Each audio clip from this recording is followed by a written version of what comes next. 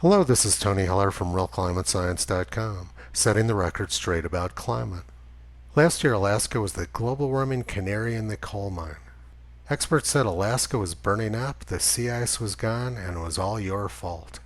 They said Alaska's sea ice completely melted for the first time in recorded history. Apparently, recorded history must be pretty short, because this map of sea ice was in National Geographic in 1971. This map showed the edge of the multi-year ice, meaning ice which had survived at least one summer, and you can see there was no ice off the coast of Alaska. So apparently recorded history began sometime after 1971. Actually, the sea ice melts off the coast of Alaska every summer, but there's no reason to let facts or reality get in the way of historical journalism. And in 1922, the explorer Stephenson said that the ice between the North Pole and Alaska was thin and rotten. That implies that the ice was first-year ice and probably melted that summer. So it seems pretty likely that the coast of Alaska has been becoming ice-free for at least a century. And it also appears that experts who claim that this used to be very thick multi-year ice had no idea what they were talking about. We also know that the entire Arctic Ocean was probably ice-free sometimes between 6,000 and 7,000 years ago. That was around the time when Stonehenge was built. This was likely caused by Druid SUVs, but fortunately the polar bears survived the ice-free Arctic and are still with us today. Now let's look at a satellite photo of the Beaufort Sea north of Alaska from last summer.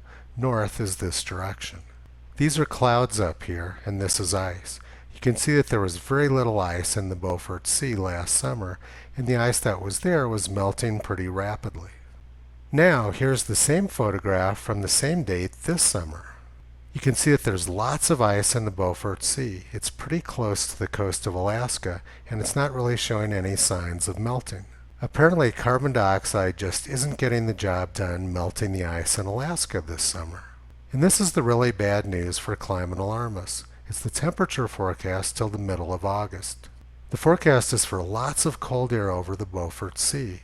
These blue colors mean they're below freezing. It's going to be pretty difficult to melt the ice with temperatures below freezing. Now let's look at the current sea ice extent in the Arctic. You can see that there's a large area of open water off the coast of Siberia.